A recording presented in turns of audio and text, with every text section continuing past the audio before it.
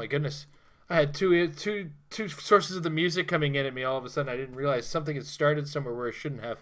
We're live on the Metal Lab. Sorry for the extra sound that you guys got in there. We got a remix of the song. And I'm joined this week by one Mr. Michael White. Hello. And Monsieur J. Hi. And we're slowly getting back into the flow of things here on the channel. This week will be the first week with 3 full shows. Hopefully this show archives. If you're wondering what's up with our numbering system, why we're at 205, but 204 didn't air last week, that's because 204 for some reason didn't archive properly. We've emailed YouTube, they're working on it, but for some reason only 8 minutes of the video became available, and we've emailed YouTube and they're looking into it. So hopefully we get that back and you guys can watch our early sets of previews from EarthX.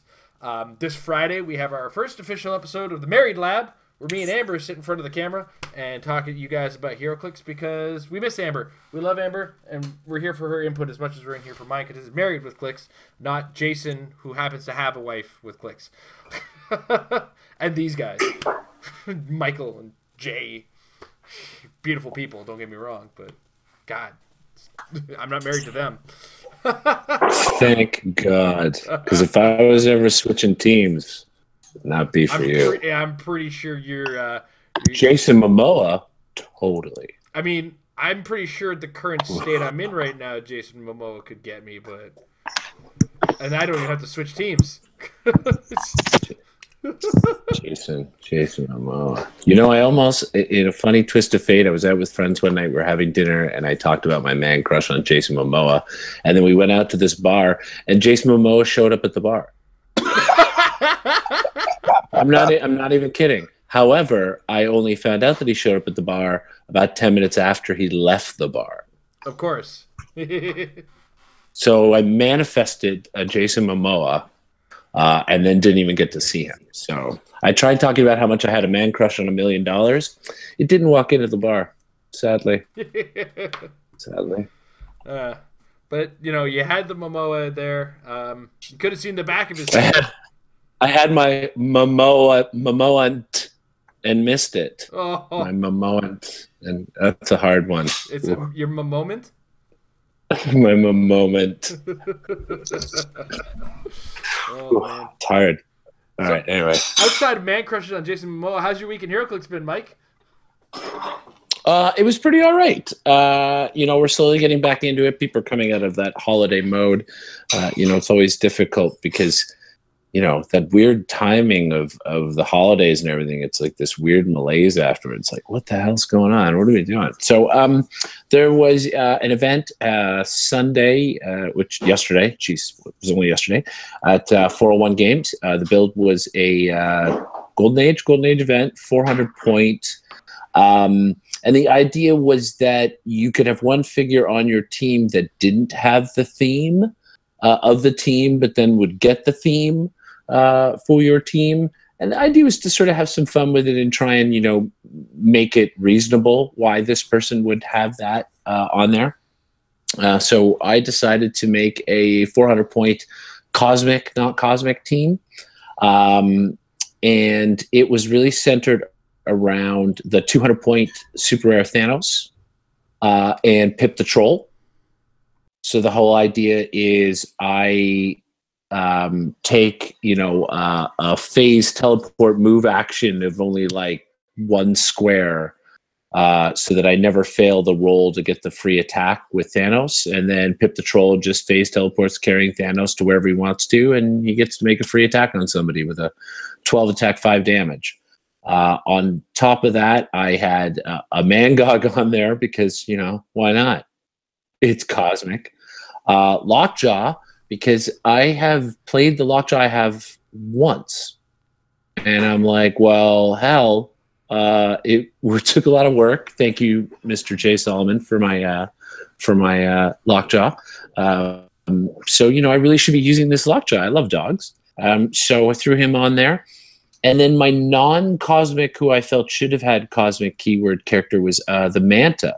from the WKO recently. And the idea of that is Pip the Troll carries Thanos and Manta. So now when Thanos gets his free attack, he ignores hindering for line of fire. He gets enhancement. And if I place Manta in a way that she can see the target, she can use PD to minus their defense as well. So seems pretty good. And then, what do you throw in when you have some points left? How about, I don't know, exospecs? Let's put some exospecs on Thanos. So, he can pick things after his free attacking like stealth. So he and Pip the Troll can hide in the hindering that they're standing in and, not even get retaliated on. So it was a fun concept. The transporting and carrying Thanos and doing that whole roll that you never fail thing to do the free attack worked. Sadly, I would have liked if my attack rolls worked that well. I think really what it is when I set up that a 3 or a 2 is not a fail, how can I fail, right? Well, there are moments where you roll dice and 3s are failures, and that's what happened a whole bunch. In fact, there was one moment in the game after Pip had died where Thanos was in a position I wanted to move him, and the only way I would have not got the free attack was to roll a 3 or worse, and you better believe I rolled a 3. In every game yesterday when Lockjaw rolled to go to a click number, 85% of the time I rolled a 6, and Lockjaw went to that last click. So there were a lot of turns where I couldn't take actions with Lockjaw because I couldn't afford pushing him and giving him the unavoidable damage and killing him. So there was some pretty rough dice yesterday, but it was still a fun event. We had 8 people come out, which that's a great turnout for a non-competitive event, right? Like this is not a WKO or anything like that. This is early on in the year. It's still winter. We had some subway closures even, so we had 8 people show up. That was fantastic. My first game was actually against Emily, and Emily played an X-Men team, which was, oh god, I don't remember. So it was the usual stuff of carrying people up in some Wolverines and Cyclopses. This event as well was you couldn't use IDs. There was no IDs and there was no resources to make it a little more simple. Her extra person was Batroc, the Leaper, which was pretty funny. She had that X-Force Wolverine, the one with the really super long dial. She had the Chase Sunfire. She had Blink, and God, there was one other figure on her team. I can't remember now. It'll come to me probably in about 10 minutes. So anyway, I won map roll. I picked the underground map. So I have all the ways of hiding behind walls. I know that I'm going to be able to phase teleport to wherever I want and lay waste to things. And that's what I did. Thanos is just a machine. He comes out. He's crushing stuff. And I managed to actually slowly creep Mangog up the side of the map and got him into the starting area and clicked him up to the next 100-point dial, which was pretty cool. Of course, the drawback to that is now he was all the way in my opponent's starting area, and he no longer has Colossal Retaliation, so he's slowly stumbling his way back up the map to where the action was and never got to make an attack after that, which was a little sad. But anyway, ultimately I won that. I pretty much ran away with that, with the whole Thanos concept and hiding behind all that blocking. Sunfire really never got a chance to do anything. I think he did a pulse wave at one point that hit everybody but Thanos. It hit his Wolverine or her Wolverine because he's got such a long dial, it didn't matter, but it just never amounted to anything. So I pretty much wiped out her team. My second game was against this guy Milos, who has a newer player. He's just been coming around recently. He played Unimind.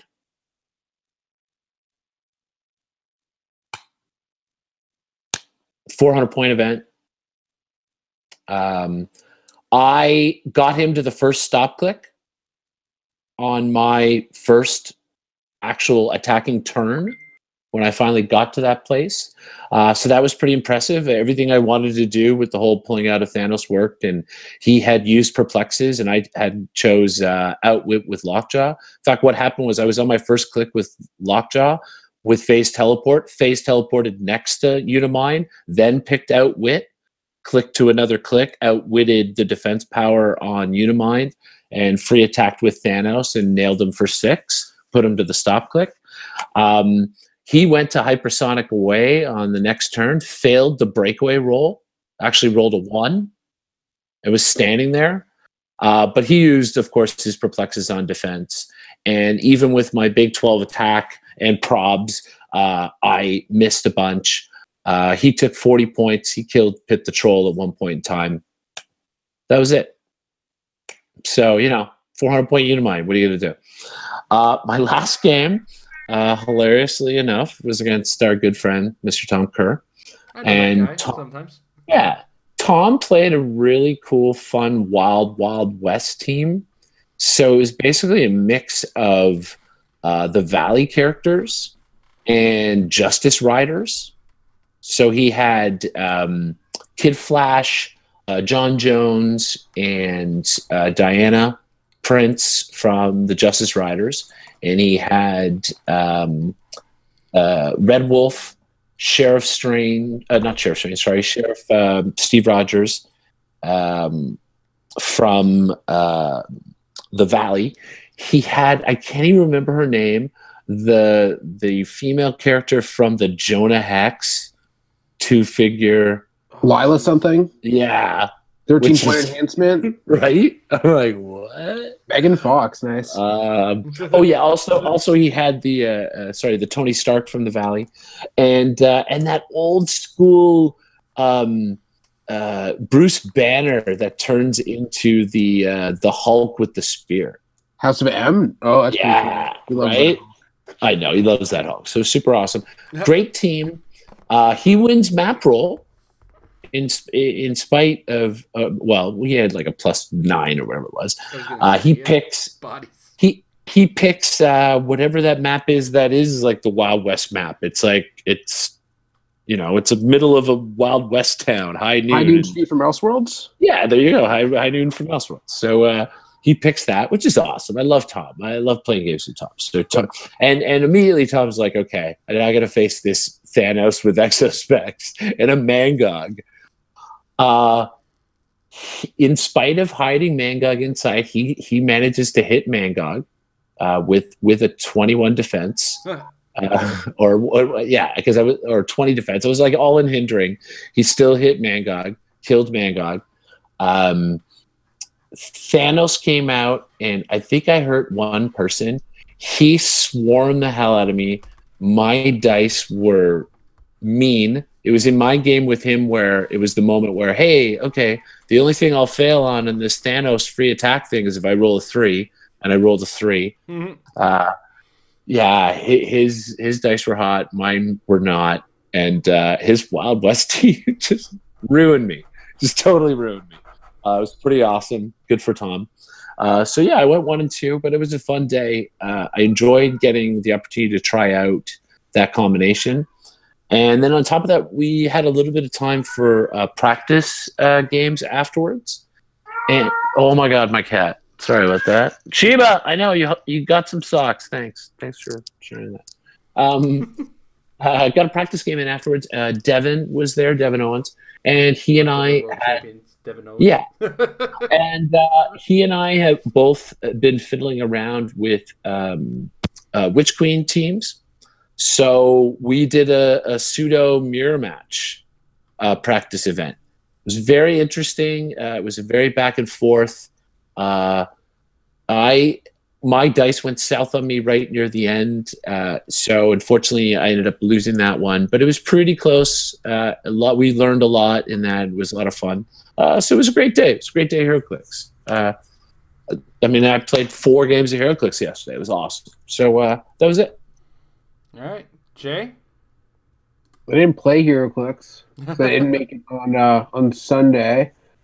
Uh, I was busy during the week getting all the screenshots of all the stuff from Scott's video every time there was an unboxing. But that's about it. Yeah, that was a lot of my hair clicks, was keeping track of the fact that Scott was releasing videos, because I personally didn't get a chance to really dive deep and watch them. Though I did watch enough of the first one to recognize that, as I said last week, which nobody else has seen except for when we watched live, his quality has gone way up, which is saying something when you consider that he's already got really high quality unboxings, and it just, he's doing a better job of really conveying what figures are coming in the packs and what those figures do. And I'm really impressed with what they've done over there. So kudos to them.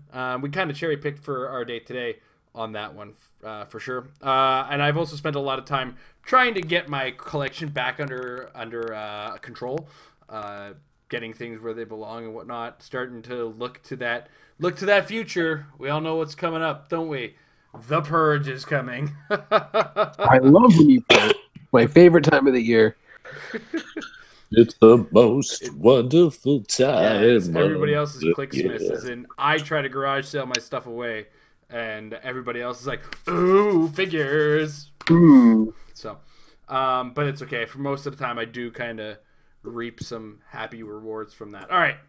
That said, I mentioned Scott's been doing previews, which means there's previews abound, including official previews from Da Vinci's DreamWorks and Eternal Games.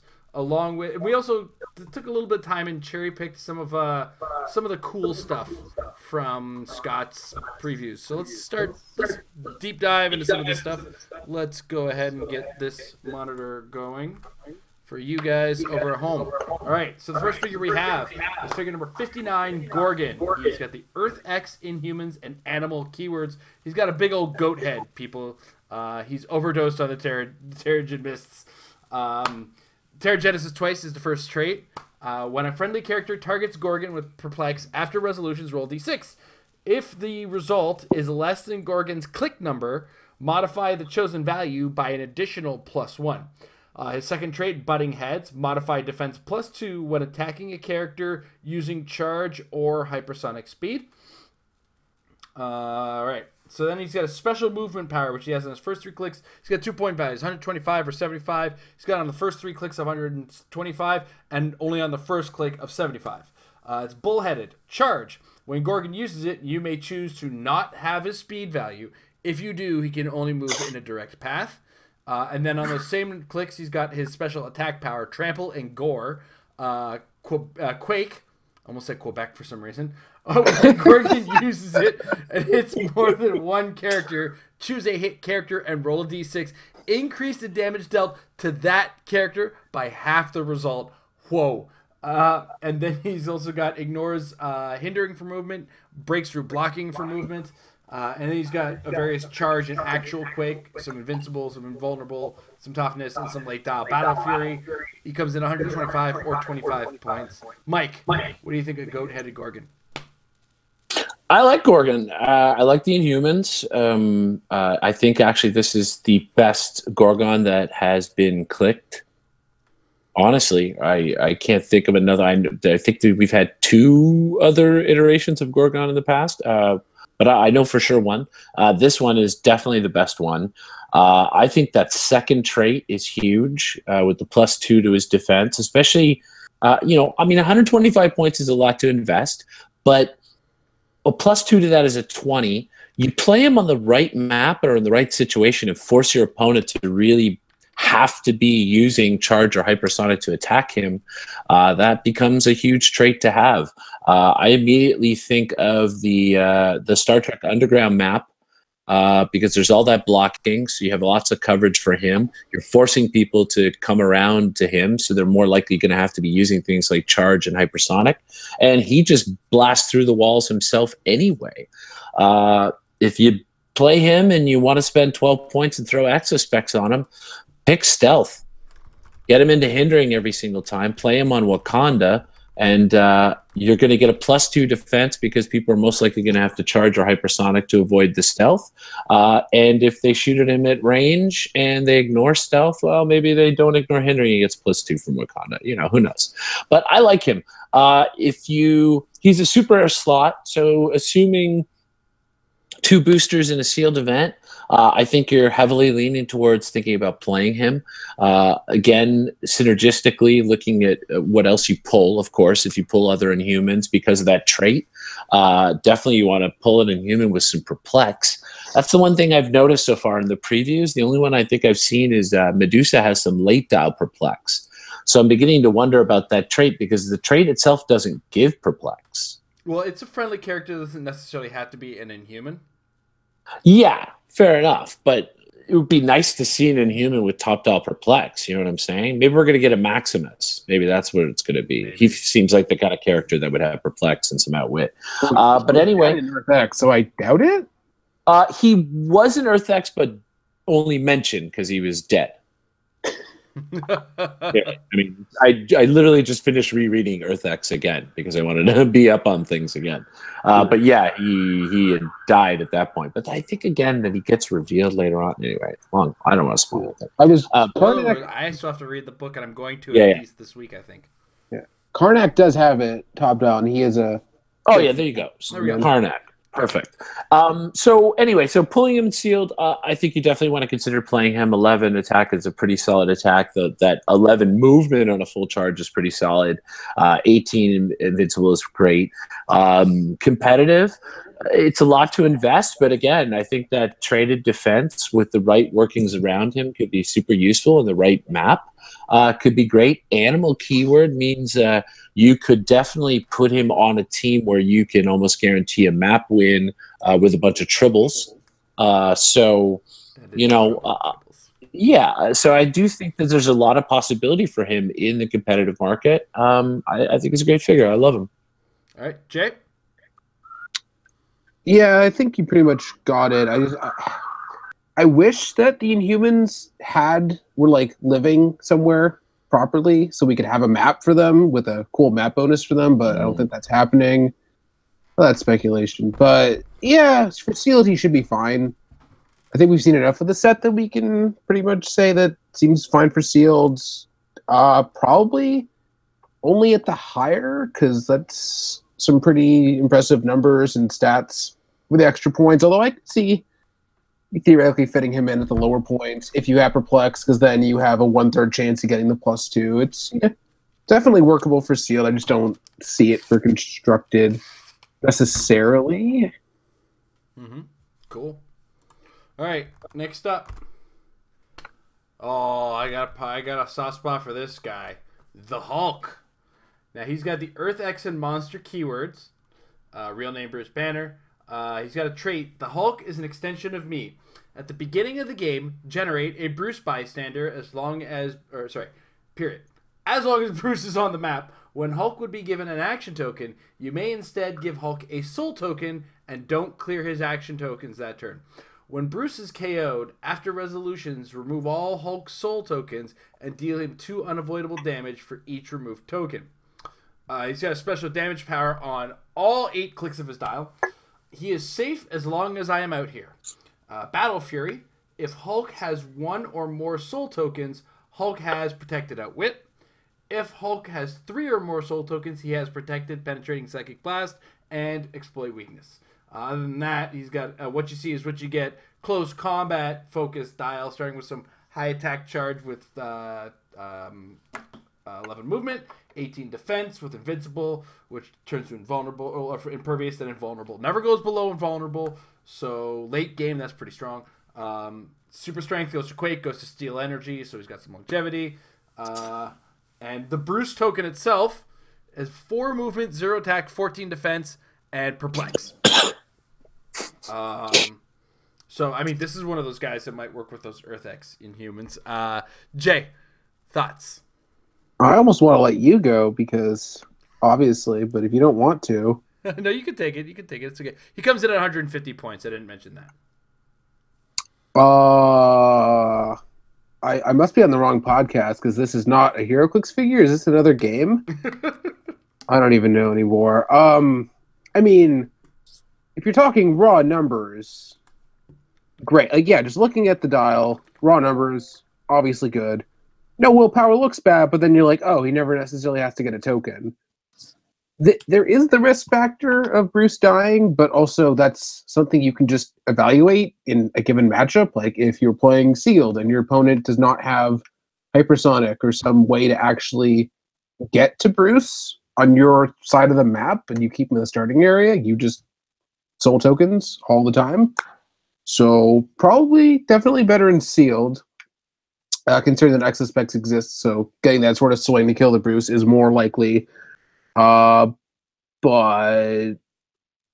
yeah, you just can't argue with what he does. Theoretically, never getting in. I mean, you could also just alternate turns of getting a token, get a soul token, whatever. You're never really pushing him. So, and then once you chew through the invincible that can't be outwitted, because you're obviously taking the soul token the first turn no matter what, then they have to deal with not being able to penetrating damage him either. So it's just you have to chew through this dial. The numbers never drop below 10-3, and then he can heal. It's pretty damn good. I don't see... I see potential in Constructed, theoretically, depending on how the environment looks at any given time, but definitely not immediately. But I'm going to be keeping an eye out for that, personally. All right. Mike? Yeah. I mean, Jay pretty much nailed it all in the head. I think this figure has a lot of gross potential to him. If you can find a way to really protect that Bruce, make that Bruce unhittable, unkillable, something, you've got this Hulk that's walking around and just doing whatever he wants all the time. Like you never have to put a token on him. I mean, if you want to gamble it, don't put a token on him. Never token him. Just keep giving him soul tokens, right? Play the big gamble. Protect Bruce at all costs.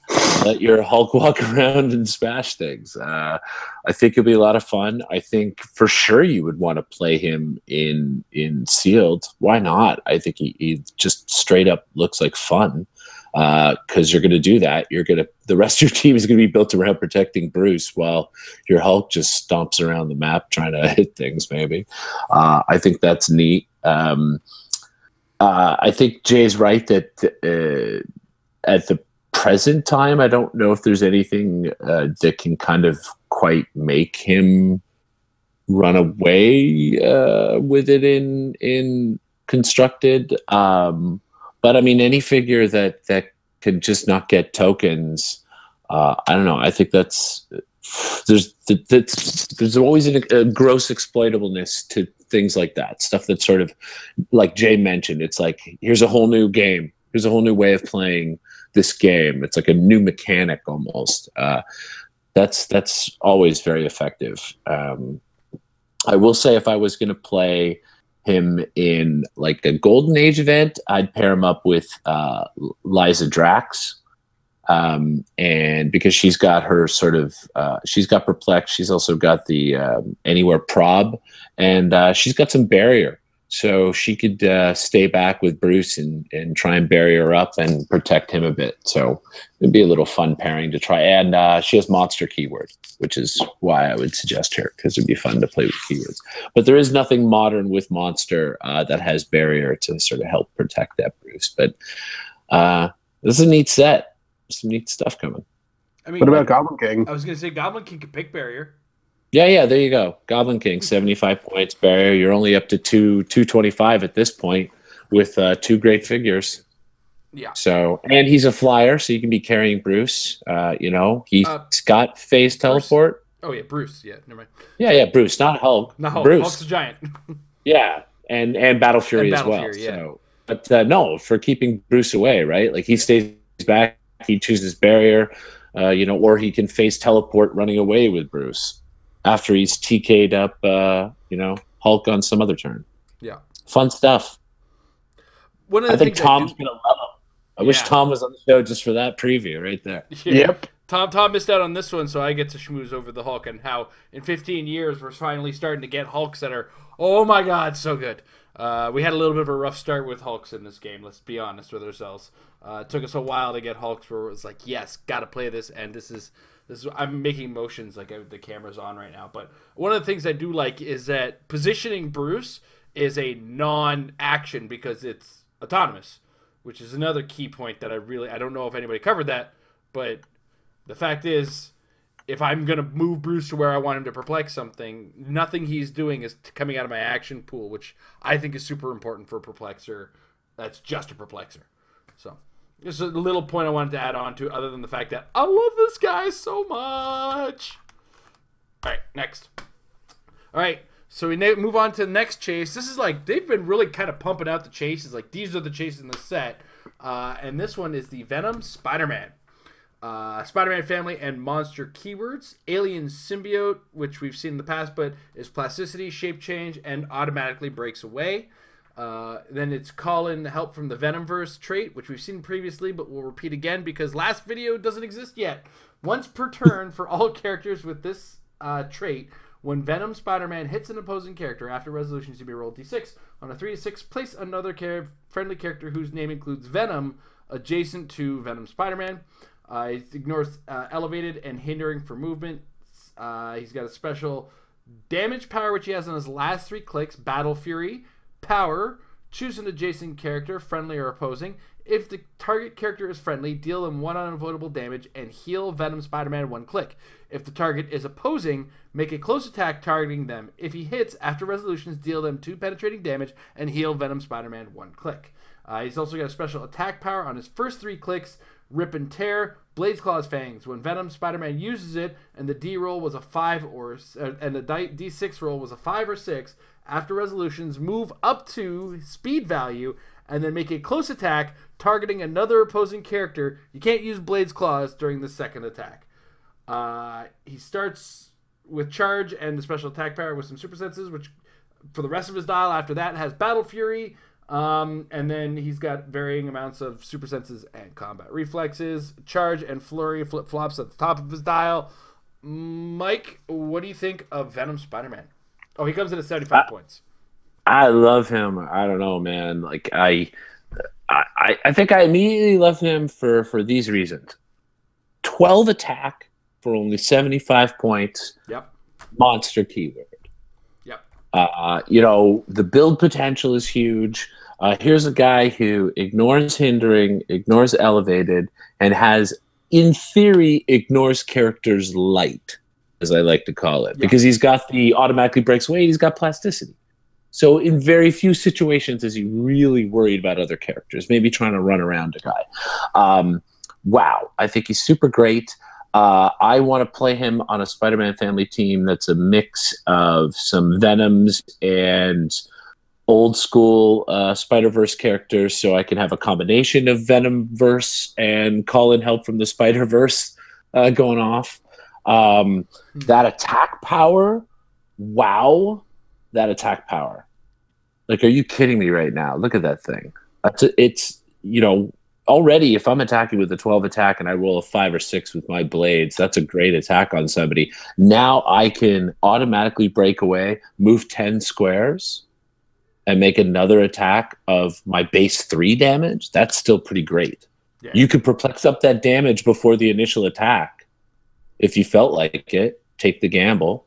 Especially if you're playing with a figure, like if you're non-keyworded team and you've got someone like Trelane on your team and you've already got a 5 or 6 on his card. Trelane will only help with the attack roll. Yep. Oh, it's the attack roll? Oh, okay. Yeah, he's not as good as Mixie that way. No, not like Mitzi. Okay, well, you know, there's a, you know, maybe you're playing a Golden Age event with Mr. Mitzelplick, and you want to do that. I don't know. I just think this is a great figure. If you pull him in sealed, again, he's only 75 points with a 12 attack. I can't stress enough. Again, this is a numbers game. A 12 attack is huge. So I couldn't imagine passing up putting this figure on my team when he's only a quarter of my build.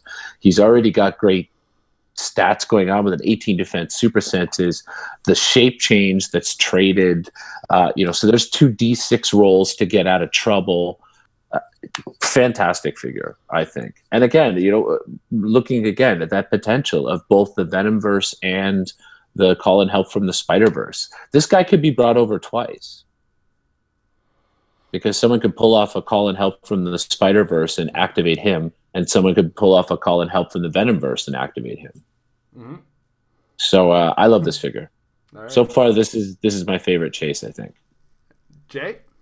I think so far it's my favorite figure for casual reasons, not necessarily competitive, but yeah.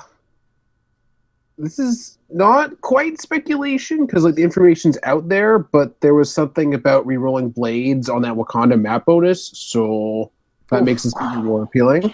Oh man. Yeah, Scott. Yeah, so basically Scott showed the maps from the starter. It was very fuzzy, but there was some level of reading you could make out. Like on the Wakanda map bonus, there was something about re-rolling blades and super senses in certain situations. So wow. There's actually a lot of characters in this set with both blades and super senses. So Wakanda forever. Yeah, I mean, we're gonna lose old Wakanda, but new Wakanda, just A+. Wow.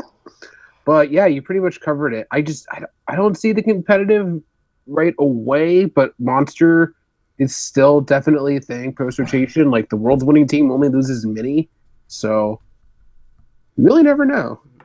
But as far as the pure fun factor goes, I like it a lot. I'm starting to rethink going back to my early Spider-Verse team when I played with the chases in the from the Superior Forces Spider-Man. I believe it was the futuristic Spider-Man that had like the robot armor, anime manga Spider-Man, I think it might have been. But did he have like a full movement running shot or charge? The Spider-Man. You move him 10 and then he can make a free attack. Okay, so you lead with that. That's going to be your lead attack because he doesn't even need TK. And then he calls in the Spider-Verse, calls in Venom Spider-Man, and you have another Venom somewhere. This guy makes his attack with his massive charge range, and assuming he hasn't rolled a 5 or 6 on his blaze and isn't making another attack thereafter, he could potentially call in another dude, like even like a Venom Thor, so you're in the middle of the mess, whatever. Or Venom Hulk. Yeah, or Venom Hulk. Like, Venom Hulk might have a chance. Who knows? I mean, there's so many possibilities with just like those two figures alone. It could be over 20 squares away. Yeah. Like, welcome back to Hero Click, Spider-Man. I know Sharif is going to agree with me on this. It's too bad Poison doesn't have Venom in his name. Poison. Oh, man. Totally. Sharif's not the only one. I really like Poison. I have to admit, I really like Poison as a figure, but yeah. But yeah, it's super gross because, like you just said, so you have the Spider-Man, he moves 10, he makes his attack, he succeeds with his call and help from the Spider-Verse, moves this Venom over, he attacks, rolls a 6 on blades, moves another 10 squares himself, makes another attack, succeeds with that attack, then he does call and help from the Venomverse and puts somebody next to him who then gets to attack. Because I'm also assuming the first target isn't alive if you rolled a 5 or 6 on your blades. Yeah, right? That's so gross. And you're not actually, like, forced to do your Venomverse roll, like, the first time you hit. So, if all of this is going your way, like, you just got to go and... Yeah, the gross potential is great. Oh, man. I mean, I don't want to bet, I wouldn't want to be betting my team on it. I wouldn't want to be building my strategy in a competitive format on that. No. But, man, it would be a lot of fun. And Jay's right. Crazy. Yeah. Jay and I both love Spider Family, too, right? So. Yeah. You were just talking about Venom Pool, so get that in there before it retires. Mm-hmm. I love the concept of Venom Pool with exospecs. Oh, my God. The idea of Venom Pool with... Flurry 11-4 sounds good. It's a shame he doesn't have Spider-Man Family in his name. Venom Pool. I'll send you that team. I'll send you that team, Mr. Collins. All right. Venom Pool with exospecs. It's a lot of fun. I think you'll like it. All right. Next up, this is the Vulture Prime. Now we're into Eternal Games previews. He's got the Magia and Brute keywords. Magia being the Marvel version of the Mafia. Might even be the Magia. I don't know. I've heard it pronounced Magia. What's that? I've heard it pronounced Magia in the video game. Yeah. Oh, well, there we go. Video game confirms. All right. So he's got a trait, Time to Make My Getaway. When Vulture KOs a character after resolutions, he can use charge at no cost. He's got special movement power on his first 2 clicks. Let's see what this suit can do. Charge and sidestep. When Vulture uses sidestep, you may roll d6. On a 4 to 6, he can use sidestep a second time. He ignores characters for movement, and he's got the special movement power on his first 2 clicks. He's 50 points with super strength. 11 attack. What am I looking at? Oh my god, this is the Prime discount at its finest.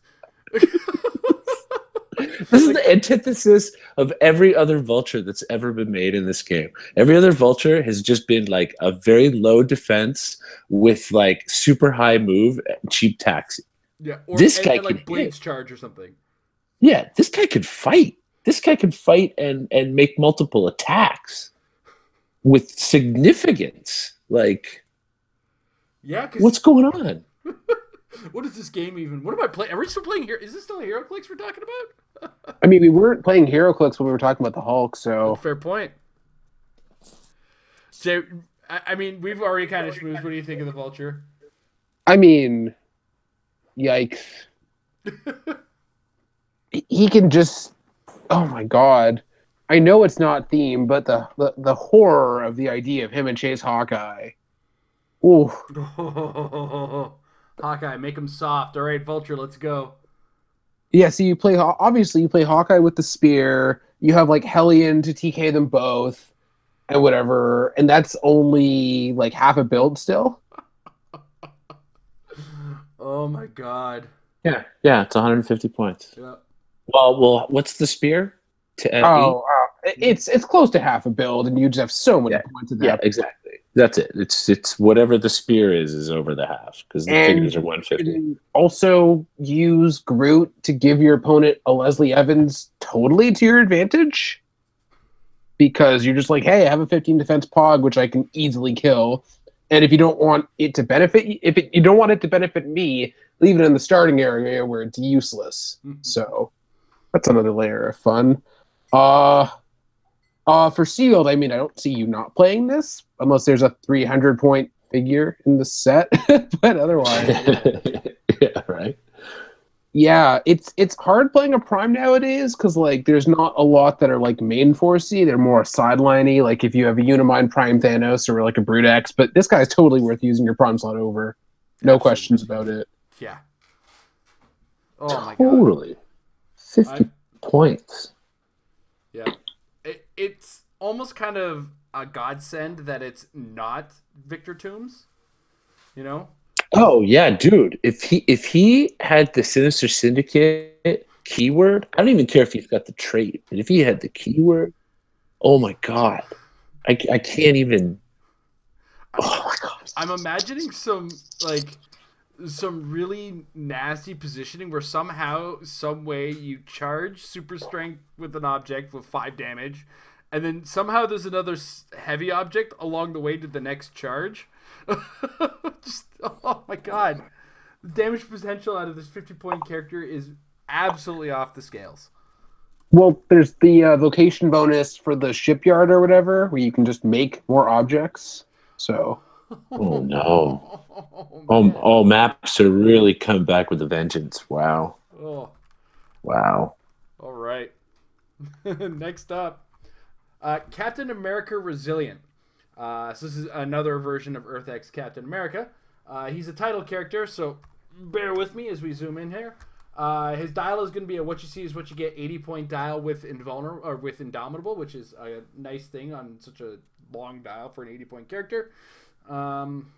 And then we move into the meat and potatoes of this. So just roughly, he starts as a character with 18 defense with defend, running, shot, and perplex, which turns to charge, close combat, or combat reflexes, also with some perplex, which goes into late dial phasing, which has some toughness and combat reflexes towards the end. Precision strike on the last 2 clicks. He's got close combat, expert on the middle 2 clicks, and shape change on his last 2 clicks. All right. So, he's got the title ability. Now, there's an important wording in this one, so that the penguin abuse ends. At the end of your turn, if the title character activated a plot ability but didn't attack an opposing character, deal it 1 unavoidable damage. That was a shame. Bye-bye, Penguin Views. We loved you. Well, I mean, Joker's Wild. It's just facing out with. But anyway.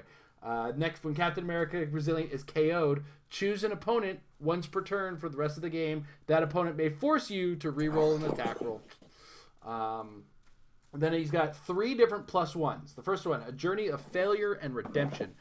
Move up to 1 square, then make a close attack. Second, fight against slavery of the mind. Until your next turn, friendly characters modify defense +2 when targeted by mind control. His last +1, gathering of those heroes left. Move another friendly character 1 square. Move each other friendly character 1 square. Sorry about that. That's massively different. And then he's got his -3. I'm sorry I failed you, but the war ends now. This is the first time I've seen this. It's a power. Place Captain America Resilient into a square that is adjacent to both an opposing character and a square of hindering or blocking terrain. Then make a close attack. If Captain America Resilient KOs an opposing character with that attack, give him 3 plot points. This is an interesting character to say the least. Mike, what are your thoughts on this? Since Jay got most of the our schmoozing from Vulture. I don't know. I honestly, I guess. Here's my question. In regards to that change, is that going to be errated on all the old title characters? I don't. Do we know? I Okay. can't be positive on that. Okay. Well, first off, immediately seeing that makes him a little less beneficial to any other title character, right? Mm-hmm. Because the other ones can still be exploited. I'm not wowed by his title abilities. I mean, sure, being able to the big one where you take the power action, basically being able to be placed anywhere, especially if he's still top dog with the 12 attack, boost up his damage. He can go anywhere on the map. You're just placing him and he makes his attack. And then it's a free one in terms of the plot points if you manage to KO the guy. Hey, that's great. I'm not excited about using him. Like, I don't know. I 80 points. He's got an 18 defend, so I assume I'm kind of actually keeping him back to protect people. But he's got running shot with a 12 attack, so is he my attacker? I don't know. I'm not. His dial doesn't quite feel right to me. I'm not sure what I'm kind of doing with him, and I don't really love his title abilities. I could think of so many other title characters I'd rather play above him. And in fact, I would rather play the other Earth X cap that already exists over this Earth X cap. I think there's more potential there. There's more fun with that one, especially with the whole stealing of equipment potential and his whole multiple token leadership thing. So I'm pretty meh on this guy. Like, even if I pulled him in sealed, I think I'd be kind of meh about playing him. Maybe I'm wrong. Maybe I'm missing something. Jay, your thoughts? My question to Mike is if you saw the results from the qualifier this past weekend with Exospecs Fast Forces Hulk. Because this guy... I did not. Yeah, so with Exospecs Hulk from the Thor Fast Forces, if everything goes correctly, you hypersonic, make an attack, you break away and do another movement, so you get to do the hypersonic attack and then 2 quakes, because those are both triggered. So for 62 points, you're getting 12 attack, 12 damage if you hit everything. My point being is that this guy gives that Hulk another move while also sharing the Avengers keyword with him. Sure, okay. Not having seen that and not being aware of that, that's fantastic. Yeah. Sure, who doesn't like that? I mean, I like, out of all his title abilities, the +1 token onto him to move each friendly character 1 square is actually huge strategically. I mean, to just get a repositioning of 1 square for all of your guys is great, because you're putting a plot point token on it. I don't disagree with that. But Yeah. Well, like you said, I missed out on that on that Yeah, comment. that's So the major one. But definitely, then I wouldn't want to play him in sealed. That's fair. He's weird and sealed, I think. Also, just being another character that's good for attack after being taxied. And as far as I know, let's look this up right now quickly. He shares Soldier with Chase Kirk. So if we ever get a really good Soldier taxi, that's a good generic theme that you have going there. Maybe even with Sam before retirement, or maybe you just say screw theme because generic theme is kind of meh a lot of the time. But I don't think he's the absolute best title character that we've ever gotten, but I feel like he's easily second best or even arguably tied for best, just given all the different things he can do between his 2+1s. And the stats are all pretty good, as well as the fact that depending on the matchup, you might even want to give him the one unavoidable to get to the 18 reflexes, depending on how things are going and whatever. But yeah. All right. So just as a heads up, someone mentioned in the chat, it looks like Batgirl is actually the specific exception to the rule on the attacking an opposing character restriction. What do you mean? Well, a couple players are looking at it right now, and they're reading like the Doctor Strange, and he says opposing character. So apparently, Batgirl is the exception rather than the rule. Well, yeah, the Deadpool did say opposing. I can't imagine that they're going to have it be different ones. I feel like there's an oversight somewhere.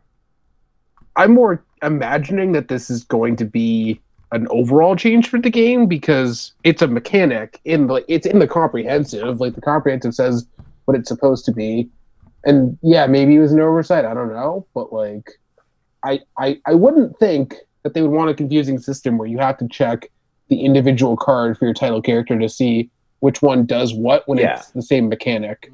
Yeah, it feels like that's part of the blanket title characters work like this rule, much like with vehicles. All vehicles work like this. You know, it's not an exception. So, but we're going to enjoy Batgirl while we can.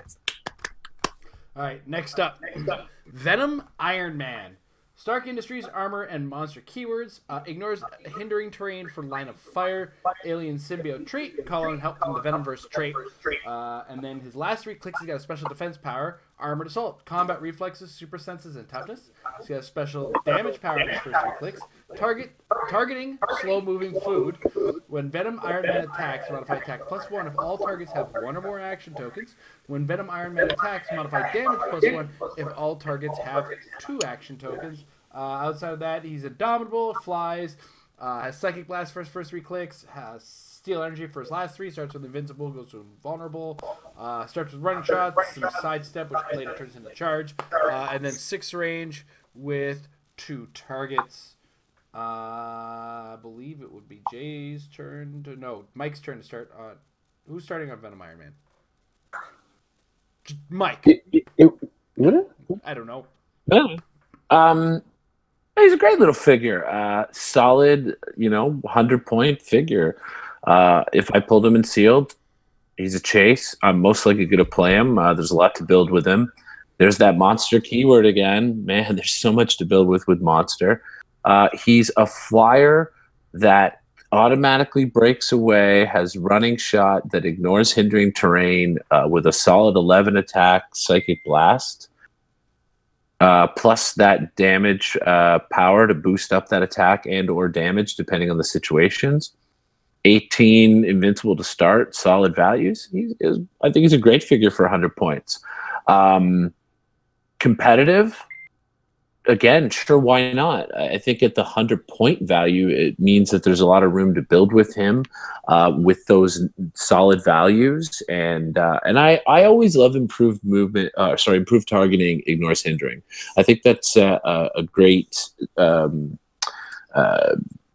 It's not a trait, but anyway, it's great to have. Improved targeting ignores hindering. It's very beneficial, especially because I do love to still play on that Wakanda map with the +2 defense, which now you just ignore it when you're attacking. He's a great chase. These chases are pretty good. All right, Jay, your thoughts? Seems fine or pretty good for sealed. I don't see competitive immediately, but you never know with all the monster stuff, all the Venoms, all that sort of thing. And I don't feel like we're ever going to have a situation where we're short on Venoms. So time will tell. Mm-hmm. I'm not as plussed on this one as I am with some of the other ones myself, but that might just be me. I might just being negative for no reason. All right. Next. Okay, so we're now moving into Scott Porter territory. So we're not using. There we go. We're not using screenshots per se of Scott Porter's videos, because if you want to check that out, you go to WizKids YouTube, watch Scott Porter's opening. He gives you the card, gives you the figure, you get to see it in all its beautiful glory, and I really think you need to kind of take that in, as it were. Plus, we're trying to maintain a beautiful relationship with our friends over at WizKids. We don't want to take views away from them. So, that said, we're going to be using the HC Realms formatted images from the rumors thread. So, that's kind of how we're going to be looking at these sans picture, as it were. Sorry, I believe I had accidentally closed one of these. There we go. So, I'm going to get rid of my face again. There we go. All right, so we start off first with Silver Sable. She's got the Spider-Man team ability, and we've taken a couple of curated picks courtesy of Jay, so if you don't like the ones we picked, deal with it. She's got a Spider-Man team ability, 5 range, 50 points, Wild Pack, and Soldier keywords. What you see is what you get. Dial that has a trait, I work better with a team. During force construction, choose a named keyword. Silver Sable gains that keyword. Now I'm going to put Jay on the spot for a lot of these. As I say, Jay, why did we pick Silver Sable? I just feel like the ability to jump on any theme team or any name theme team, as well as providing leadership and also being a wild card to doubly synergize, can be pretty good. You know, like her stats are all pretty solid. Like, none of them are bad, and wildcard's good, leadership's good, and she's not easy to kill because of the mastermind, so I don't necessarily think she's right away competitive, but I feel like that sort of tool is always worth considering. All right. Mike, what do you think of the Silver Sable? I have to agree with Jay on that. Like, when I first looked at her, I was so very mediocre about her. Like, yeah, whatever. She's Silver Sable. This is a Silver Sable dial I've seen numerous times before. In fact, I think Mutant Mayhem, it's almost identical, except for she had stealth because we didn't have sidestep existing at the time. But like the stats and everything are the same. But to be able to get leadership onto any named keyworded team is super helpful, super beneficial in the current market, especially because of the fact that it's a automatic extra action that you don't have to roll for, and the potential to take tokens off of people on a figure with the mastermind who could sort of, on the right team, have a way to keep her alive, to keep doing that. Definitely is something to consider. Nothing run away with her, and it is a big investment. 50 points, not big, but you know what I mean. 50 points is still a sixth of your build. It's a lot to spend on just leadership, but it's something you have to consider. So yeah, I can see why you'd want to take a look at her. Yeah, I like her. She's not overtly horrible. So we move next to the Tinkerer. Phineas Mason, Sinister Syndicate team ability, 4 range, 30 points, Massive Evil, Sinister Syndicate, and Scientist keywords. This is going to be a common figure, figure number 7. All these wonderful toys is a special damage power, which he has in the first 2 clicks. Empower, enhancement, power, generate a standard light or heavy object. Jay, why the Tinkerer? Because we don't have Henry anymore, and he's not easy to kill with the stealth, 18 defense, and also just making light objects is always good now. And heavy, I feel like you're going to be making the heavies less. And I feel like Sinister Syndicate is always worth looking at because there's just a lot of it now. And there probably will be in the future because Spider-Man stuff is common. Massive Evil's not as common, but we're getting some of it in the set. And we still don't have all the dials yet. And Scientist is, you never know. So just having the cheap empower and enhancement. And if he's on a name theme, he's just taking tokens for theme props and whatever. So you never know. Mike, your thoughts? Yeah, for all those same reasons, as well as because we've seen that new Sinister Syndicate trait, much like the Secret Six one. So, you're going to be trying to build Sinister Syndicate theme teams that have 6 figures on it. And a nice 30-point figure can help you fill out a build and use some of your higher point Sinister Syndicate guys. You know what I mean? And power enhancement's nice. Maybe you're playing them on a team with Rhino. And now you're generating objects for Rhino to pick up and charge with. So I think he's a very usable figure at that point value. Hey, Vulture, I heard you liked heavy objects. Yeah, too bad, right? Imagine if that Vulture had Sinister Syndicate, just like we said. These guys would be or best Tinker friends. had Magia, because he's made stuff for the Magia before. Yeah. All right, next up. This one, I think I don't even have to say why. I know why Jay chose this one. And do yourself a favor, go watch the video to just get a good look at this figure. This is the Daredevil. He's a super rare figure, number 54. He is 60 points, no team names, no real names, no affiliations. Keywords are Earth X, Celebrity, and Mystical. He's got a special, his movement ignores elevated and hindering. He's got a trait, can you kill the Daredevil? When placing characters during game setup, choose a starting line for Daredevil and give him 3 6 tokens. When Daredevil is attacked, after resolutions, remove a 6 token for each 6 in the attack roll. If Daredevil has a 6 token when he would be KO'd, instead, choose a starting line different from the one you most recently chose this and turn him to that click, Protected Pulse Wave. And then he's got another trait. I hear that teaming up may be fatal. I'm game. Daredevil can't be chosen for Mastermind. Attacks made by Daredevil or by characters targeting him can't be rerolled if the attack roll contains a 6. Also Protected Pulse Wave. And then it's 4 different possible dials that you can possibly have that all have 2 clicks, that all have a second click that has nothing on the defense with Perplex. They all have willpower on the defense. And then it's either like hypersonic, or it's charge, or it's plasticity, or a suit, or a sidestep with Blade's Claws. And Jade, there's a lot going on here. I figured that's why you chose this incredibly difficult to kill Daredevil. Yeah, best figure in the set so far. I think it's pretty fair to say. One thing that's worth clarifying rules-wise that I've seen some confusion on is that you choose the starting line other than the one you most recently chose. So if he's died, quote unquote, 3 times, you just choose a starting line other than one that you had picked just before. Yeah. So he can, if your opponent never rolls a 6, he will never die. So it's automatic. You can't run out of starting lines. All of my opponents' Daredevils are never going to die.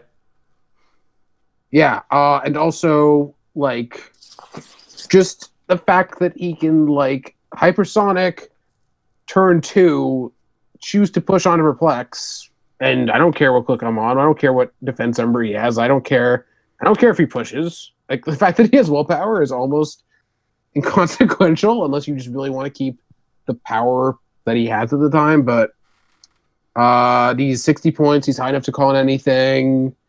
Just having Perplex options on every line is amazing. And just the ability to push onto a power set you might like more, like pushing onto Plasticity Poison, is just really annoying because, yeah, or if they kill him, quote unquote, you can go onto the Plasticity. And just the fact that the odds are just good that he'll have a good couple hits to him. Like, yeah, your opponent could, like, crit hit and then roll 6 after, but that's really unlikely. And if you're talking about a competitive tournament where you're playing a lot of rounds, this guy is going to be very annoying, especially in an environment where Haha Joker is not a factor anymore. And also, Earth X keyword is every other figure in the set. Mystical is always good. Celebrity. With WWE, if they have a lot of celebrity keyword, you never know. So, and also, of course, there's just ridiculous equipment now to give him. So, yeah. Anything you want to add there, Mike? What could I possibly add? I mean, really, like, yeah, Jay covered all that stuff. This is crazy, and Yeah. Put him on a team with someone who manipulates die rolls and just make him unkillable. Yeah. It's crazy to me. It's crazy. I think the big one right now is Trelane, because Trelane doesn't specify that his die can change an unrerollable dice roll, right? Because right now this is like, I think the only effect it really says, unless somebody else says like can't be rerolled or something with their attack can't be forced to be rerolled. Either way, like this Daredevil presents that situation where he's great with sixes, but also weak against sixes. So sixes kind of go both ways for him, but also creates a state of the game where it's like, 6 is, the roll that is, because there's a 6 there, the die can't be re-rolled, so what can we manipulate that with? And Trelane exists, and I don't know if that means Trelane's going to get a little bit of a touch-up on his wording, or if they're just going to keep it as is, and then Trelane breaks Daredevil. It's hard to say right now. I mean, Trelane has to not have a 6 on his die, obviously, to switch a 6 to a not a 6. But that's very likely that you just rolled a not a 6, right? Yeah, there's a 5 in 6 chance he rolls a not a 6, and a 1 in 6 chance that he gets a 6. Yeah, because that's who I think of right away. Is he's just going to have anything other than a 6, and you just keep them together and wait for that moment to get rid of the 6, and here's your unkillable Daredevil. Or if you have a 6 and Daredevil rolls with a 6, you can just give him a crit hit that can't be rerolled. There we go. Had a bad day. So overall, I got to agree with Jay. This is probably a keynote figure from the set. I mean, it goes without saying. Like, you just got to look at him, and he's very easy to understand to a certain degree. If they're like, to a newer player, you're not going to see it at first, but then you kind of just drink it all in, and oh my god, this is what's his name? Lockjaw's new rolling partner, and potentially teams you don't want to be playing against. Yeah, I mean, we just saw Dave Castleman's really ridiculous Undying team this weekend, so you know what those can do. Yeah. All right. Also, just the fact that he's a peanut is kind of relevant, because just more squares to have plasticity on is randomly fun. And poison? Yes, that too. Yeah. All right, next up we got the Skull. Benjamin Beckley is his real name. No team abilities. He's got 0 range. Here's important: 3 targets. This will come up in a second. He's 40 points, Earth X keyword. His trait: if he can see you, he can control you. Mind control, which is why he's got 3 targets. When the Skull uses it as a range action, he may target one character regardless of range, still requires line of fire, but can't target other characters. Don't raise your hand against me is his special defense power on his last 2 clicks. Stop. Mastermind: when the Skull uses Mastermind, he may choose a friendly character regardless of point value. Jay, why this? I'm pretty sure I know why you picked the Skull, but tell us why. Outdoor map, mind control, retaliator smash, basically. It's too bad that he only has Earth X, though, because if he had other keywords, that'd be pretty cool. But again, lots of Earth X in this set. Lots of characters that can be on random teams and take keywords and whatnot. So, yeah. Or just tanking in that same scenario is just kind of crazy. Mike? Yeah, I mean, Jay covered it again. I don't love mind control, obviously, because just it feels a little too vanilla at times, like I'm just moving somebody half and they're making an attack. But you can't deny the fact that this is a cross map type move. You just pick a wide open map and you can't stop this guy, and everybody's playing colossal retaliators nowadays. So and he's only 40 points, so it's not hard to squeeze that in there. The lack of keywords makes me again not really want to be interested in this figure, but you got to be aware of him. You got to be aware of him being out there, and again, leadership. Right, leadership has been shown to be so much more beneficial nowadays. And here's another low point figure who adds that extra action to your team and can potentially take some tokens off. So, though on a very limited Earth X team, but yeah, hey, token removal is nothing to sneeze at. It is also worth noting mind control does come with an already standard minimum 4 range. So you can triple target mind control, or if you can make him bigger or whatever, imagine, if you will, a 4 range mind control triple targeting. Play him in Golden Age and with a battery and drop a sniper rifle on him and give him a 10 range triple target mind control. All right. Next up, Spider-Man. This is another common. Peter Parker, Spider-Man ally and police keywords. 30 points. Earth X, Spider-Man family, police, and reporter. He's got a special movement power on all 4 clicks. Everyone has power, so my only responsibility is to my daughter. Leap climb. When Spider-Man moves, after resolutions, you may choose a friendly standard character adjacent to a square he moved through. If you do, place that character adjacent, and it can't be given a costed action this turn. Jay, why this Spider-Man? Because, well, first of all, you have police, which is good, especially when there's a lot of colossals to easily draw line of fire to, and you have Spider-Man. And then on top of that, suited henchmen mean that you can throw them onto any team he's on, give him Underworld, he's a taxi, and then on top of all that, the special movement power to just like overextend and then bring the character back and whatever, it's for 30 points you're getting a lot of utility. The keywords, except for actually Spider-Man family, depending on how much we see in the set, can be really good, but just in general, really good utility. All right, Mike, anything you want to add to that? No, 30 points, low points with a pretty cool special power that's on the whole dial that could be used for a lot of great positioning. Cool figure. I think one of the keynotes too is it's carry that doesn't quite carry. It doesn't. It's specifically worded. You don't have to start adjacent to the character. It's adjacent to a square he moved through. So it's not as telegraphed that he's going to be carrying as, say, like somebody who's sitting next to somebody. Oh, that guy's obviously going to carry this guy. You don't necessarily know, and you have more options with this guy. It's, for once, we have a bluff in this game.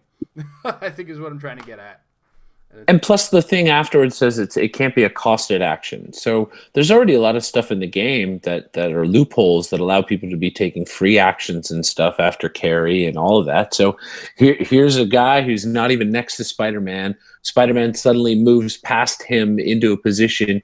You put this person next to him and they're making their free attack or whatever it is. Who knows? A lot of potential there. If you want your Shredder to sidestep in and do another damage, just do that. I don't see any reason why they can't have been given a costed action beforehand, unless this turn is intended to encompass before, but it's not quite worded that way. But yeah, it doesn't say can't have been given. Yeah, but like the last time we saw wording like that was like Trinity War, so I don't know what the intention is, but as far as I know, that's not how it works. But we'll have to see. All right, and next up, another The Skull. This is the prize figure, right? No, wait. No, this is starter. Starter set. Okay.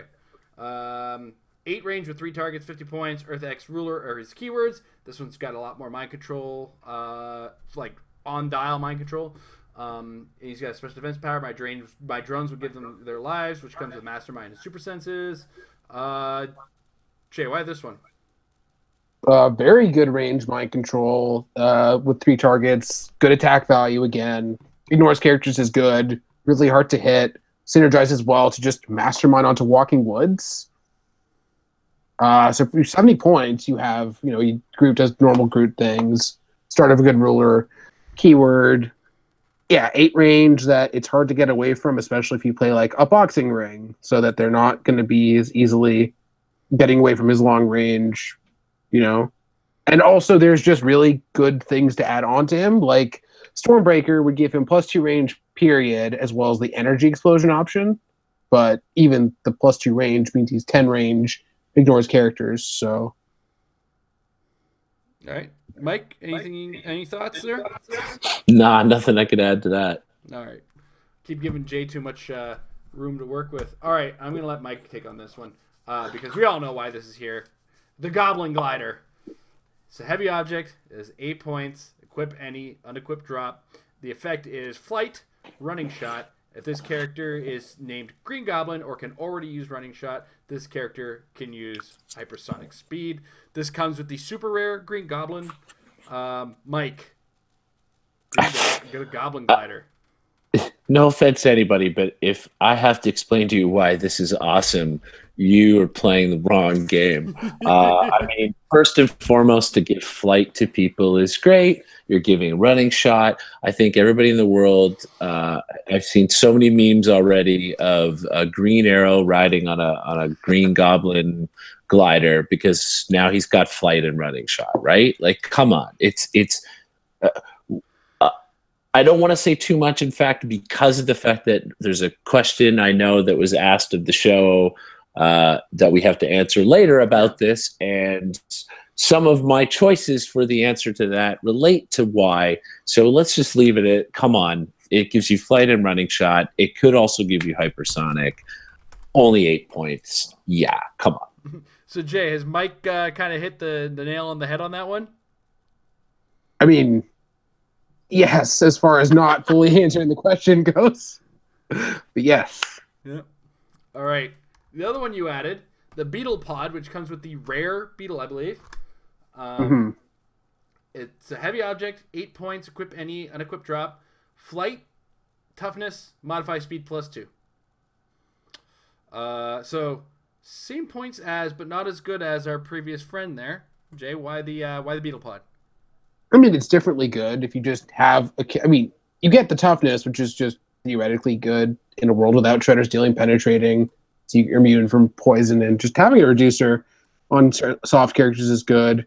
And the +2 speed can make certain characters that already have high speed just that much better. Yeah, I agree. I think turning. Well, think of it this way: you've got a boot speed character who's maybe got something like super senses. Now you've turned them into a flyer. You give them toughness to deal with things like poison and shredder stuff, and they've got a +2 to their movement, so they're doing a lot more with it, especially on a hypersonic character, right? That's even more beneficial. Also, it's unfortunate that we don't actually have the Beetle dial, but the rare Beetle itself really benefits from the Beetle Pod, because I think that Beetle had like a 9 movement with sidestep. Something like that, 8 or 9, yeah. Yeah, so now it's got an 11 movement. So the Beetle Pod itself on Beetle is even better. I think it's unfortunate we don't have that dial there to see why that object actually has even more benefit to him, because you're also putting it on him for free. But yeah, why not? Flight with +2 to move? Hey, man, it's a numbers game. All right.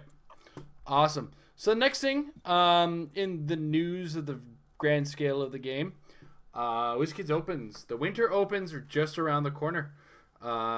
And we kind of had our first inkling of them, or rather, first inkling of locations. Some dates locally, we have them early March for us.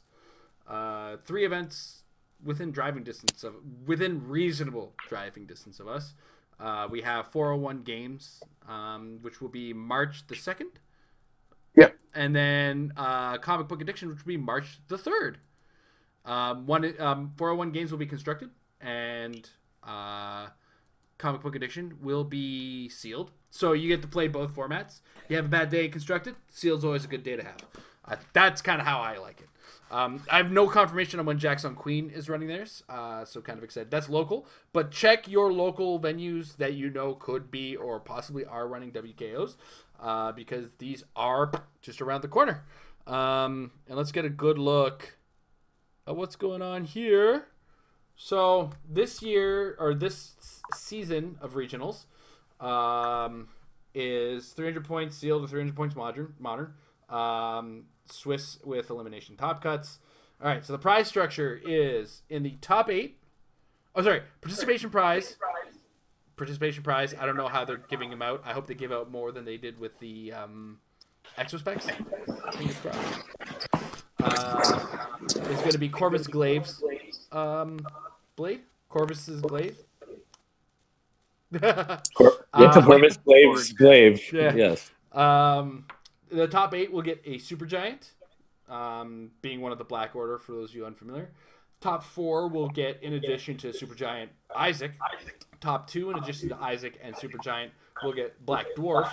And the winner, in addition to Black Dwarf, Isaac, and Supergiant, and the Corvus Glaive special object, of course, will be Thane. So I haven't seen dials or figures for these yet myself. And of course, there's that national championship qualification. If you're having a bad day in our event and you see myself and Devin somewhere in the top, you have a chance. And Emily. And me. And Emily. Yeah. And so if the top 4 consists of myself, Devin, Emily, and Black Panther. What's that? Black Panther. Then if you're 5th place, guess what? Congratulations, you're qualified. Yeah, I mean, at the last Open, it was the top 2 both had it, so third got it. Which was me and Devin. So 3rd place, which I can't remember the player's name now. I'm terrible.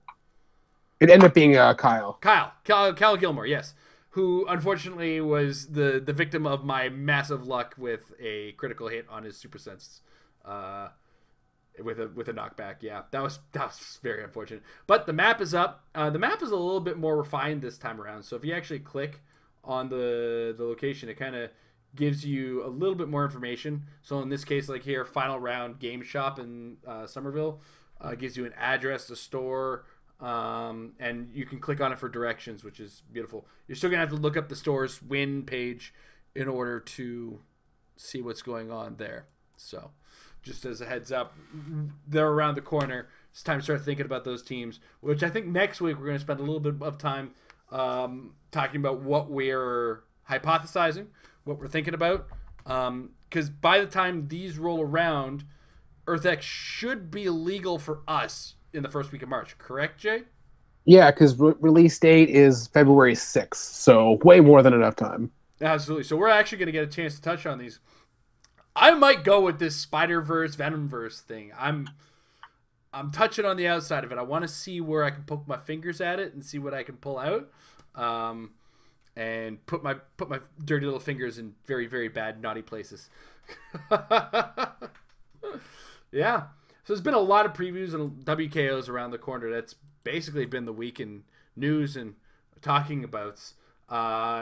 So far, we've got a lot more information between the previews and Scott Porter's unboxing. Mike, where's your opinion sitting at EarthX? Has it changed from last week, or are you more excited for the set than you were previously, or how are you just already at peak excitement level?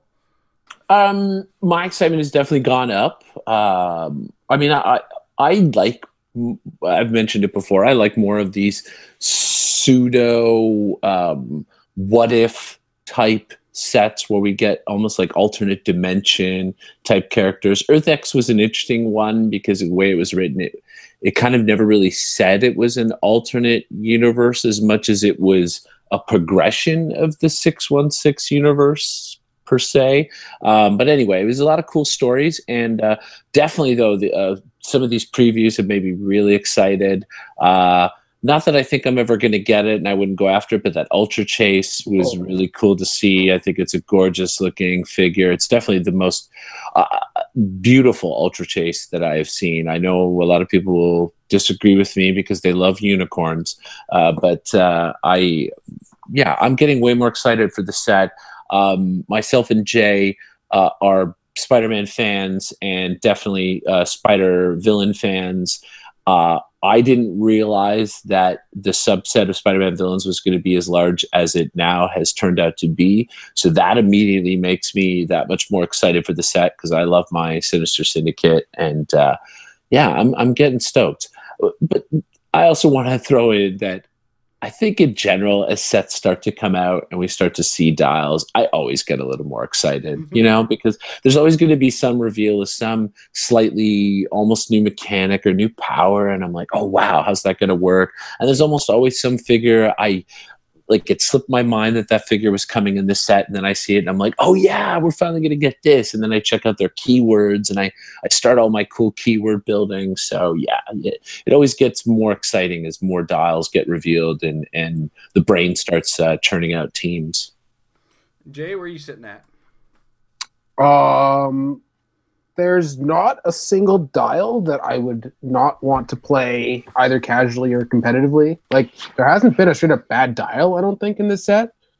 Casual wise, yeah, Spider-Man stuff is cool. EarthX stuff is definitely turning out good. The only thing that is a little annoying is the fact that we're getting these amazing versions of characters, but they don't have their normal keywords. Like there's that amazing Black Panther comic doesn't have Avengers. That's like, I get it, but it's like the most minor nitpick, but like actually not even a complaint. It's accurate, but it's just like, oh man, if that Namor had Defenders, I'd be so ridiculously happy. But yeah, I just have not seen a dial I don't like. Even among stuff that's generally not interesting to me, like Venoms are not an area of interest, but all the dials for them are pretty cool. So even then, it's all very exciting.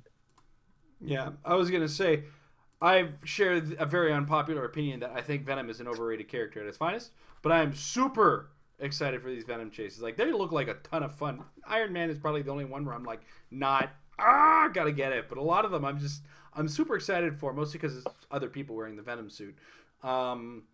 And just as a general overall feeling, I mean, it's already hard because I hit critical mass for excitement when the words new set coming out hits, and I'm just already there. And then, you know, I start seeing the dials and I just get more excited because I do sit on that casual and competitive line where it's like, I want to play this because I just want to put it on a table and have some fun with it. And then there's a bunch of things like, I want to come up with an idea to make this work. Kind of like what I'm doing with the Spider-Man family and Venomverse combinations there. I kind of want to hypothesize what nonsense I can pull off with that. So it's kind of where I sit right now. Is I'm already at critical mass, and I think I'm at that point where I go above critical mass and go nuclear just before it comes time to start spending the money. All right. So with that said, it is time to address our fans and start answering some questions. I know we've been excited for one question. We could almost do a whole segment on it because you guys have been planning for it. And so we are going to start with that one. Before we do that, I do want to remind everybody we're on patreon.com/marriedwithclicks. If you want to join in on the Discord, get in on the discussions that we occasionally have.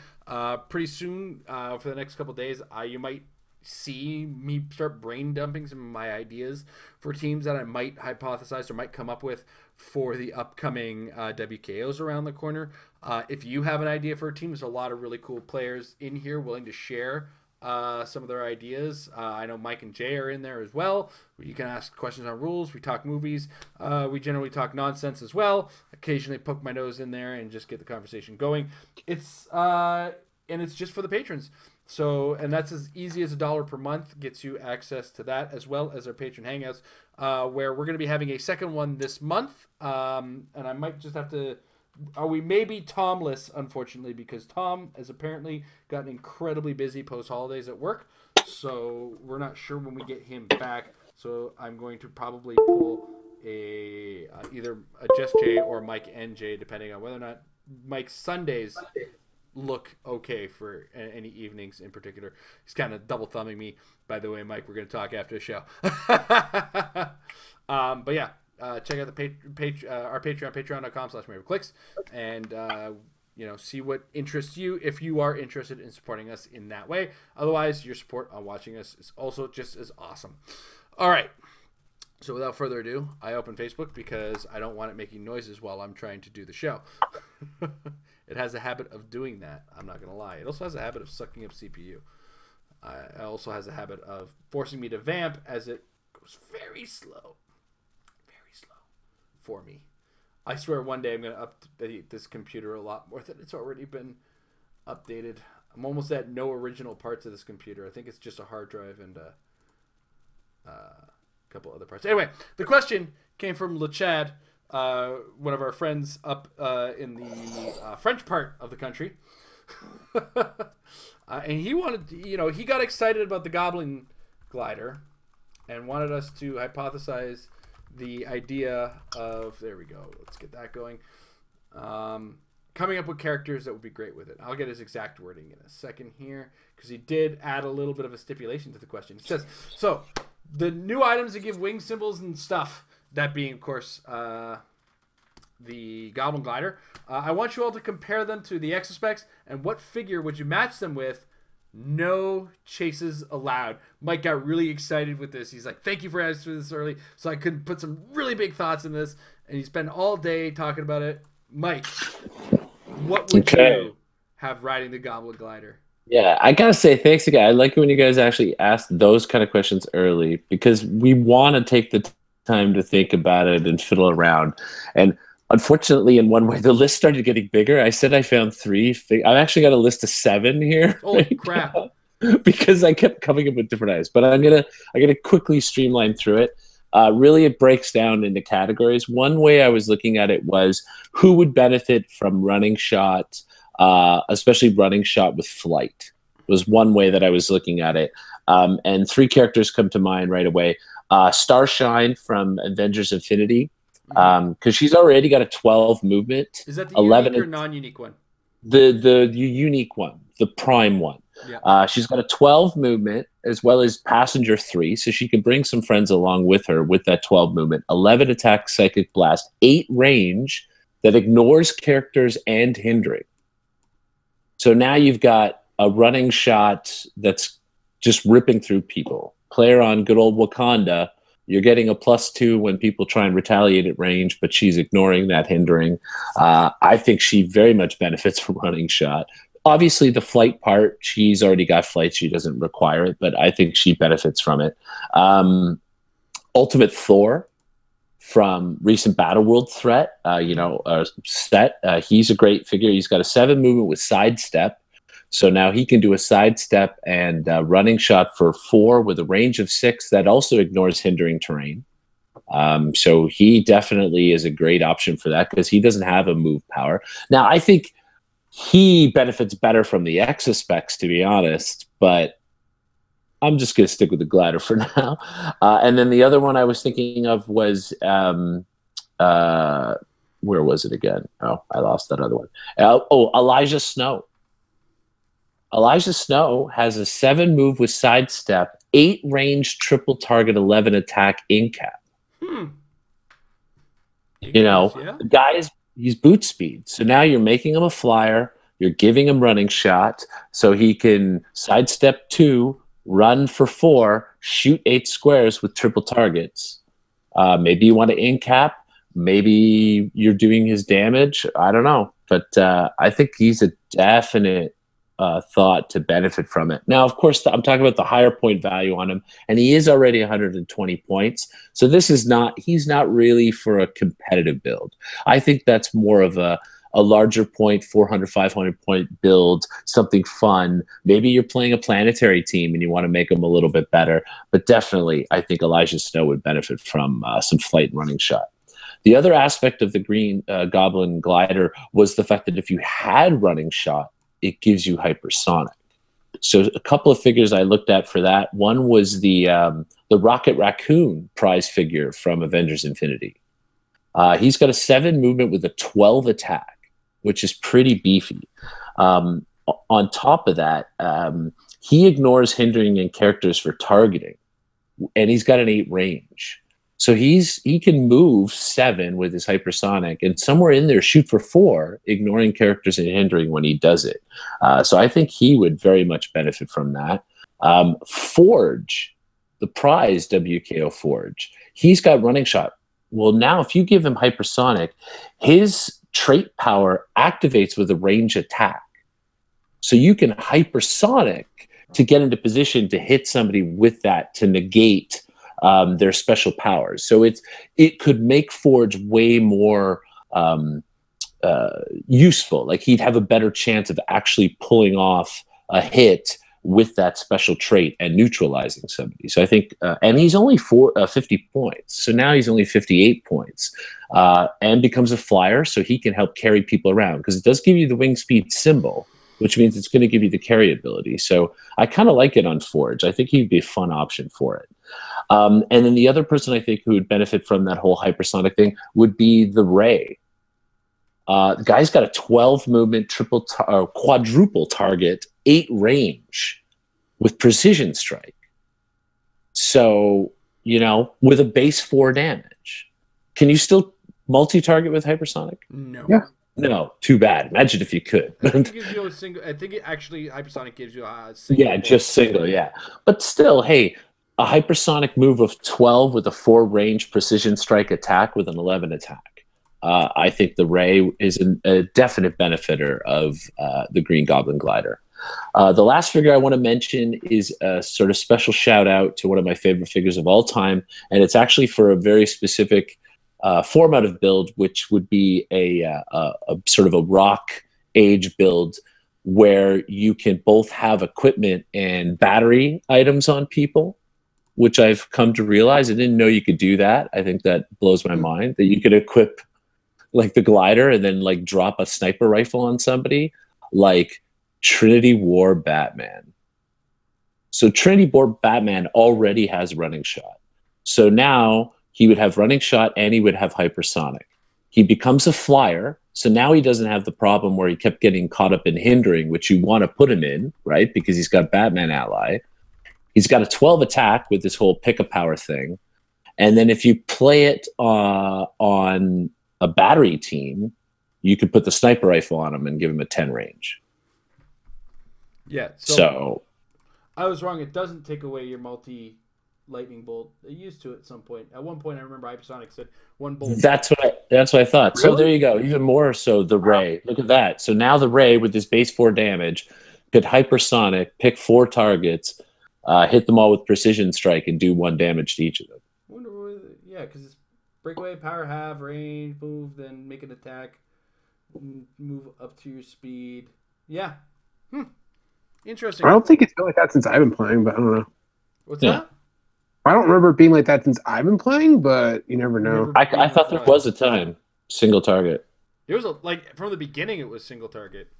Yeah, I could have sworn there was a moment where there was something that said that, but anyway, so that's my crazy list. And again, the Batman is more of a rock age thing. I love that Batman. Any excuse to pull that Batman back out again. And I always hated the fact that he got held up by hindering. Ignores elevated for movement, but not hindering. So you want to put him in hindering, but then he's got running shot. Well, now he's only running half, and he's only got a 5 range to begin with. So yeah, give him Goblin Glider, give him a sniper rifle, and all of a sudden you've got a Batman that's just wrecking things. It's a psychological need to constantly be hiding. So he got to the grass. He's like, I'm supposed to be hiding. Yeah.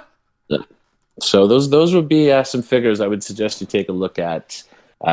And all of them except for Trinity War Batman are currently modern age figures as well. All right, Jay, you got a weird look on your face. Don't hide your mouth behind the icon. Oh gosh, darn it! I can't see that. I also built with the Beetle because he just said the items that give wings, so I have like 50-50, I think. I have, for the Goblin Glider, I have the really good Civil War Punisher, the one that can like use a lot of dice in his attack rolls, because he synergizes well with the Punisher weapons. Oh, never mind. Those are equipment. Just ruined my day. Wah wah. Good, Judge. I mean, to be fair, I realized it before I finished. Reading is fundamental. I like. That's too bad. I like the Beetle one on the Turtles Unplugged main set shredder, the rare who spits out the illusions. Just getting extra speed is good to get into it. Being able to carry whatever mastermind fodder you want, whether that's a walking wood because he shares rule with Groot or his own illusions, is good. And he only has a 4 movement charge, so getting it up to 6 is good. And also just the base toughness to not get poisoned through his mastermind is cool. And what else? I had King Shark for the Beetle Pod because he's essentially base 10 movement, because I'm assuming you're playing with Secret 6. So that becomes 10. Add another 2 to max it all out. That's a 12 movement to go with this free cool thing, plus the sidestep. So he's getting essentially a 14 movement to do his own attacks or to do your call-ins and whatever is good. So that's pretty damn good swing. And hopefully if you're at +6, that means that you have a pretty good theme team already to make sure you get on a good map. Pluto with running shot seems good. Although in the days of Green Arrow existing, it's kind of unfortunate. Although I feel like Green Arrow also sees a little bit of a downward spiral in play because exospecs give hypersonic to make it easier to hit him, sort of thing. So maybe that'll affect it a little bit. So you can't just blow through his defenses. But yeah, And the last one I had for the Goblin Glider was the super rare Magic from Xavier's School, because she has the cool free placement power where she can place herself between 1 and 6 squares. Getting flight is good because she also has stealth, doesn't ignore hindering from movement other than her own placement, and then running shot. So she's got 6 movement for the running shot, 6 range, plus the free placement thing. So pretty good swing. And then Psychic Blast, good stats, Mystics, all that fun stuff. All right. Cool. I came up with 2. Both with the Goblin Glider. 1 Golden Age, 1 Modern Age. Because I want to go back in time. And I want you all to remember a character named Superman Red. And how he came with Charge and Pulse Wave. And Tom was so angry about it. So I want to go back in time and grab my Superman Red and let him fly free on a Goblin Glider. But my Modern Age one, and I put a little bit of thought into this one because I was trying to figure out who could really, really benefit from this. And then I remembered there's a character who I always like. I like this kind of character combination, but at the same time, it's just, when am I ever going to play this? And it's the Harley and Ivy from Harley Quinn and the Gotham Girls. With running shot and flight, they suddenly, like, they've already got sidestep and stealth as part of their special movement power. And even though they ignore hindering terrain, they don't have running shot. And I think they could really benefit from running shot, dual target 6 range, with a wild card team ability, and the Batman enemy team ability to also share off of things. They also have Perplex to up their stuff. And of course, they have Incapacitate to go with double target if you want to do that. They have Poison. They have Smoke Cloud. They're protected poison. So, you know, even though they have that easy defense, you know, I could poison it. No, you can't.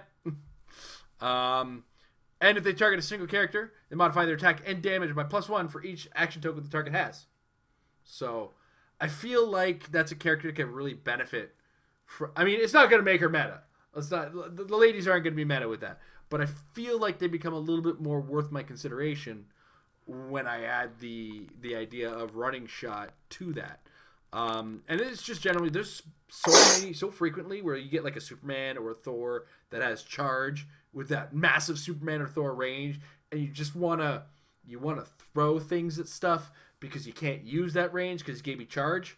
So any character that does that, I kind of want to give them a hug and this item.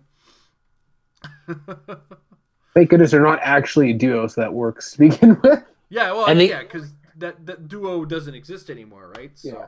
I double checked. I made sure. No, I'm just saying it's good that game design shifted that way. Yeah. That you're never like, oh, there's 2 characters on the dial, I can't equip them, but apparently you can. The other thing to consider too, in adding on to Lichad's question about, because he mentions, you know, in considering between the exospecs and the Goblin Glider, the other thing to consider too is on the person that you're putting it on, remembering that when you pick powers with the exospecs, you negate whatever powers you have in that slot. Right. And when that really matters is on a character like who has stealth. Yep. So let's say you're trying to give somebody with stealth running shot, you know, because you want to now have them move around. Well, that's all fine and good, but if you're doing it through the exospecs, you negate their stealth. Mm-hmm. So at least with the Goblin Glider, you're giving running shot to a character who's already got stealth. It doesn't affect whatever their movement power is. And in a lot of cases, we do have stealth characters who aren't flyers, who don't necessarily always ignore hindering. So you're helping them get into better positions to hide. So I think that's another reason to be looking at the glider when you're balancing it, when you're trying to decide between glider. Oh, well, it's 4 points less, and I don't have as choices. But hey, I'm not negating my movement powers. So definitely something to consider. Which is why I was really, really close to going with Granny Goodness from because you get the running shot, but you also keep her mind control. So then, you know, I could running shot mind control with her. Mind control. Yeah. Or, you know, running shot with her psychic blast that she has, guys. Well, that's why I thought of Trinity War Batman, because he'll still get to have his stealth. I won't lose my Batman ally stealth that I gain, and I think he'd be fun with it. Plus, he'd have hypersonic. Yeah. Come on, a hypersonicking Batman and it's a bat glider. It looks like a bat. Come on. Yeah. So, Chad, I want to say thank you very much for that wonderful, thoughtful question. You got the brain juices going real hard, and it's always good to kind of limit because sometimes we take for granted not a lot of players. Like we go out and we collect big time, and we try to grab whatever we can, whenever we can, and we take for granted the fact that we are in a better position than a lot of players. A lot of players don't, will have either 0 chases or like 1 chase, and then we talk about a chase that they can dream of having one day, but they pulled like the other end of the spectrum on chase, because sometimes there's that really good one and there's that unwanted one. Somebody gets the unwanted one, well, that's the only chase I get, and they're kind of pining for that one over here. So it's good to have this conversation for players who might not get to that level or that level of collection, and I do appreciate having that kind of conversation at times. Come on, Facebook. When did Facebook become so slow? All right. I know I had other questions, and I know that I have to get my stuff ready because we have them back. Oh, He's back, boy. guys. Mr. Stockhouse has a question. This episode is official. Those of you unfamiliar, it's a new year after all. Chris Stockhouse provided me with this wonderful stamp. It's part of a joke where I would say this is an official episode because he used to ask a question every episode. Lately, life gets busy. So, unfortunately, we haven't been blessed with him quite as frequently, but it's not an official episode without a Chris Stockhouse question. I think it actually started as a throwaway comment from Tom, and it got out of hand. Anyway, has anyone on the Metal Lab figured out teleportation yet? Driving through the snow last weekend and probably this weekend for HeroClix requires a lot of patience and determination. Any tips for driving on snow since you guys live on an iceberg? He also goes on. Take off, eh? Take off, eh? Iceberg. I'll show you an iceberg. I think it was. You know what? I haven't seen snow in a while. Have you seen any snow in a while there, buddy? No. We've barely had any snow. So who's living on the iceberg now? Say, Stockhouse? I've been trying to figure out, trying out some Giant Girl and Starter Hulk teams. Just got to find the right combination and actually practice the team. Do you guys have any experience with the Giant Girl Swarm? Any advice? Right now I'm thinking of keeping Avengers theme, but honestly getting some extra support powers from non-theme characters sounds interesting too. Let's see. I personally have no experience with the Giant Girl Swarm, either for or against.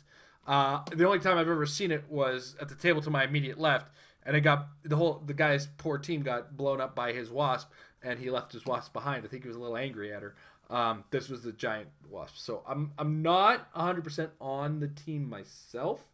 But Jay, you're mentioning that something has come up with that recently. Oh yeah, there was a bunch of Giant Girl Swarms at the regional at Big Bang, I think. This weekend, so a lot of Giant Girls.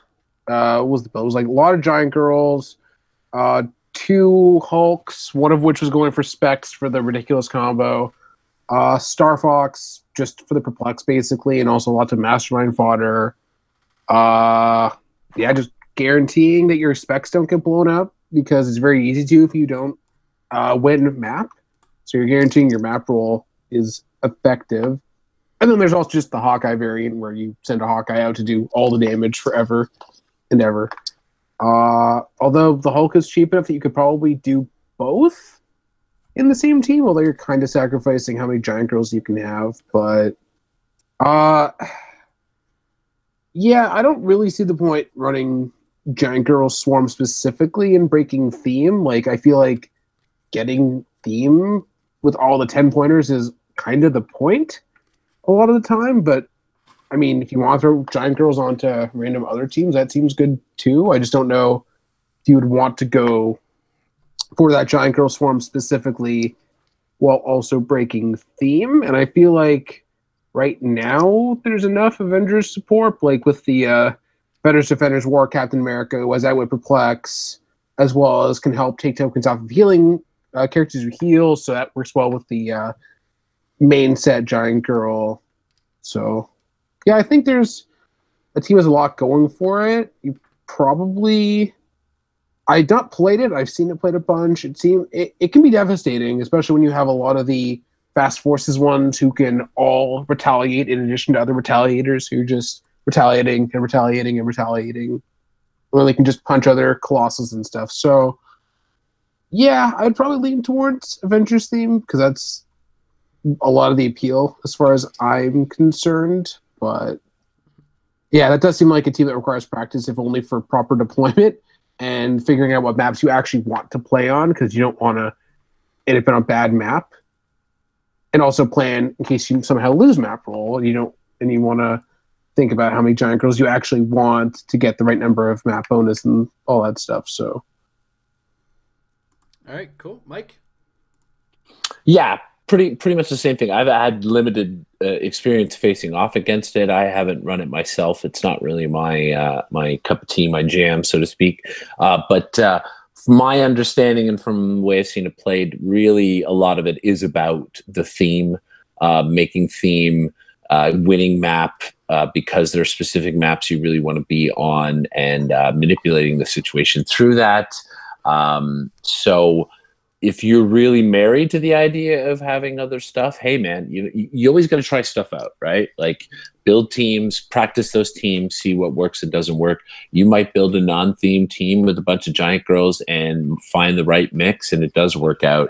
But my overall understanding and view, and from what I've seen, I think that building theme with the giant girls is kind of, I don't want to say crucial, but it feels very integrated in how they work. Yeah. It's in that build. And to add what very limited 2 cents I have on the team itself is, if you find yourself drifting away from relying on the whole giant girl thing, you might find yourself actually drifting to a completely different team altogether. So kind of follow that path if you want to kind of examine it and see where that path takes you, because sometimes that path, it looks like it's a nice shiny road, and it takes you on a dirt path into some nasty bushes, and on the other side is Grandma's house where she's got cookies. So don't stop just because it's like that's not necessarily what people play. Sometimes go down that other road. Grandma's got cookies. All right, next up, Michael Fedor, the original, the first patron of the channel, the alpha patron, as we like to call him. Could you please examine the Captain America con exclusive and let us know if you'd be able to work with the new set and keyword Earth X teams? Thank you in advance. I didn't get a good look at this particular. Yeah, I looked, and I guess I'm wondering what he thinks won't work. Yeah, because I looked at the figure and I don't see anything that wouldn't work. And in fact, I still like him better than the title one. And what we've seen from Earth X is a lot. So, like a lot of it, the brunt of it is the Inhumans and Captain Marvel, along with the Captain Britain. I think has also been kind of out there in the world. Why can't I never find anything on this place? Well, I have him here. Like, I guess that's what it is because he's got so he's got 2 traits in the special power, right? So the first trait is Captain America can't be targeted by mind control or knocked back. Friendly characters modify their defense by +2 when targeted by mind control. So which is one of the plot point token powers, that whole +2 defense for mind control. So that's sort of comparable. Preparing for war. When Captain America hits an equipped character, if the equipped item was originally an object, he may choose to deal no damage and instead place the item on his character card. Beginning of your turn, you may choose one item on Captain America's card placed via this trait. If you do, place an item previously equipped by this trait back on his card and then equip the chosen item. So I don't see why that wouldn't work.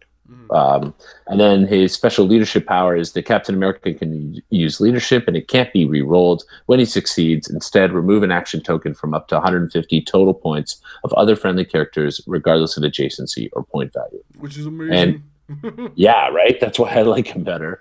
And his keywords are still Earth X, Shield, and Soldier. Yeah.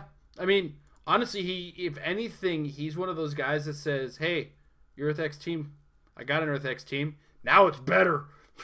So. Yeah, I mean, he's 65 points. He's 15 points less than the title one. He automatically does the +2 to mind control without having to add a plot point token. And you've got a leadership, so you've got that extra action on top of potentially taking tokens off of multiple characters that aren't even adjacent. That's awesome. He's going to have a lot of fun. I'm so happy for this set for him. He only had soldiers and shield guys to hang out with before. Now he's got all these Earth X people. Jay, anything on that? I'm not sure how much I care about the mind control trait. Like, it's not that common. I mean, those 2 new skulls are cool, but like, remains to be seen how common they are. I'm looking at modern mind control. It's not that much of a presence outside of Starro. I was going to say Starro is a thing. Starro is a thing. But then are you counter building for one matchup? I mean, you're not really, because he does other stuff, but I don't know how much you consider how effective that trait is.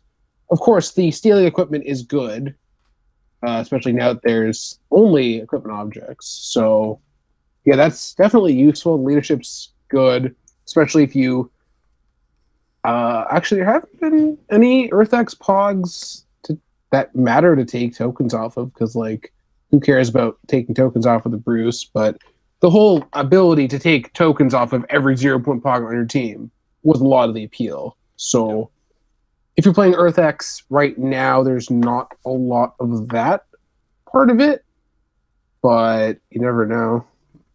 I think he looks really good with your Goblin Glider. He's not good with the Goblin Glider. He's good with your Goblin Glider. All right. But yeah, like I kind of mentioned, he was already good, and now that Earth X is there, he makes Earth X a little better as far as general interest level. All right. I believe that's it for questions in Facebook. So now we move to the chat. Oh boy, you guys have been busy. I hope people put capital letters in front of the questions. All right. KJ Foster, what do you think of the Iron Man map in the Fast Forces? We've already kind of swooned about how it's great that the token set comes with bystanders on the flip side for it, which is fantastic. I haven't actually had a good look at the Iron Man thing myself. Jay, have you given a good solid look-see, or? That one was a little harder to tell, and there was also something about synergy with an Iron Man in the set, I think, that we haven't seen yet. But Scott showed the Pogs, like, they all had pretty good stats, and one of them even had prob. So, you can get a 5-point. Sure. Yeah, there was a lot more detail to that one. It was like, if you take there was like a power action to generate the Pogs randomly or free. Like, there was the Hawkeye equivalent was like a Psychic Blast. There was a giant one. There was a Wasp. They were fine. And the fact that we have them in physical form is really good. So, yeah. And Mike, I'm not sure if you've taken a good look at it or anything like that, so I kind of went straight to Jay. No, unfortunately, I haven't had the opportunity to, so there's not much I can don't even think those Pogs are in the evidence thread, unfortunately. Yeah, no. I personally squint enough as it is. So... Oh, man. All right, this next question came from KJ. I'm just kind of pulling them up. Oh, geez, I don't know. Okay. Have you guys had a good look at the new Deadpool figures, the new OP kit set figures? No? Yeah. No, I haven't got to, because they haven't even showed up at 401 yet. Yeah, nor Comic Warehouse, apparently. So okay, so Mike's going to have a hard time asking. KJ, maybe save it for next week, but he wanted to know what you thought about the new Ellie, Wolverine, and Deadpool combo. So hopefully KJ can ask us next week when we have a better idea, possibly. All right, next up. I know it's in there. That's already answered. But anyway, sometimes when somebody has a question, other people want to know, would the Casket of Ancient Winters work with the Super Rare Hulk? No, Super Rare Hulk's a giant. I'm seeing one question near the end, but that's it. Yeah. So sometimes they sneak in there. I don't ignore your question if you don't put question in there, but I do kind of try to look for them. It just helps me when I see that. But Happy Little Hero Clicks wants to know. You get to take a Marvel/DC movie and make a 5-figure Fast Forcer action pack like the old Hellboy one what movie and characters do you pick? There's got to be a Marvel and DC movie because I kind of want to make a new Hellboy one with the new Hellboy movie around the corner. Saw the trailer for that, and I was super excited for that movie. I'm a weird Hellboy nerd myself. This is a hard one just on the fly. So it's got to be a DC or Marvel movie. You know, Black Panther. I didn't think you get proper representation. I think a 5-figure set, Black Panther, Shuri, and Eric Killmonger, and 2 other, like, there's a lot of characters you could choose to fill the other 2 slots. I feel like, and I'm so bad with names. The other 2 female characters, Okoye and Nakia. What were you saying, Jay? You're talking about the 2 female characters in Black Panther? Yes. Okoye and Nakia, I think, were the... Yes, those ones. Sorry, in my old age, I'm forgetting names. I'm a terrible human being. But those 2, I think, would also fill it all out. And I think as a 5-figure action set, that would be a perfect set of characters. You could really get creative with that. Suri as a smart, perplexing, probability controlling kind of support character. Black Panther, obviously, being Black Panther. Killmonger being an angrier Black Panther. And the other 2 really kind of being able to either boost Black Panther or work in their own ways. A range combat and close combat fighter, I think, would really work for that. Mike, he's got a special one for you. You get to design a figure for Polar. What does Mads get to do in Clicks? Oh my god! I'll give you a little bit on that. Jay, what would you take for your action pack? I would normally agree with you on Black Panther, but then they confirmed the new set, and I think pretty much everything that we want from that movie is already going to be in Clicks. Yeah. I would otherwise say Cap 2, but that was already the best, just an amazing set in its own right. So I would go with Doctor Strange, probably, because between Doctor Strange, Wong, Ancient One, Baron Mordo, and maybe... Actually, it's funny. The villain is the same actor as the one from Polar, right? It's funny. I didn't even think about that. Sure. So, yeah, that works. You could also go high-level design. You don't necessarily have to design the dial. What would he do roughly, or is that saying too much about the show? Yeah, I'm thinking that Mike doesn't want to never get hired again. Well, that's it. It's a sticky wicket there. I can tell you this. He definitely have smoke cloud because he smokes constantly in the film. It was a whole thing because Ontario labor law, technically you can't smoke for real. So we use, like, herbal cigarettes, and he hated the herbal cigarettes. He hated them so much. So it was a whole thing, and it was a nightmare for months. So he smoke cloud. He does smoke cloud as a trait. Free action smoke cloud all the time. He's an assassin. He's got stealth. He's got lots of fun stuff. You guys should watch it. It's fun. I want to say more. You should ask me this question again in a month, January 25th on Netflix. So what action pack then would you make out of movies? Does it have to be a movie, and it already has to be a movie that's out?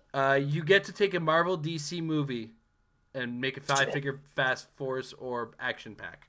Okay. The only reason I asked about movies is because I'm really into this Titans series on Netflix. So in my head, I would love to see a Titans pack now.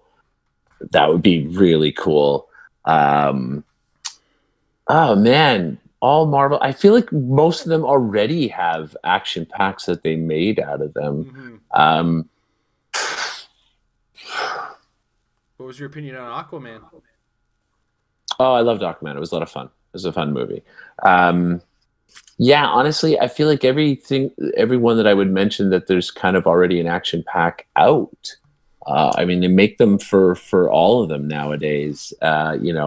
We got Captain Marvel coming down the line. I'm sure we're going to get some kind of Fast Forces relating to that or something.